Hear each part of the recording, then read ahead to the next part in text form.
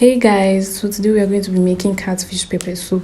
Now the hardest part of doing this was killing this fish.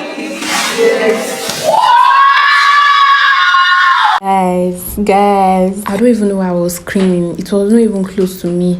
Even after killing this fish, look at it. It was still fighting for its dear life. After my dad killed the fish because I was not brave enough to do it, the fish was caught and put into a pot after being properly washed.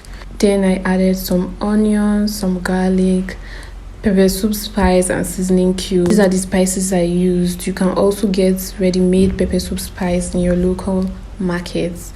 So I added that, and then I added some pepper, of course.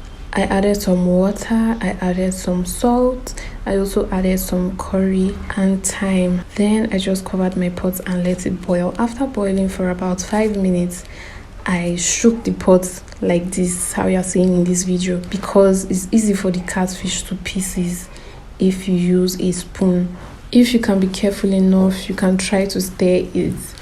Then you are going to cover your pot and let it cook for another 5 minutes. And your pepper soup is basically ready. All that's left to do is to top it up with your favorite vegetable, most preferably some spring onions and some scent leaf, and your pepper soup is ready. So all that is basically left to do is to enjoy. When I tell you the house was sensing, this food was banging. Thank you guys for watching. Please do not forget to like, share and subscribe.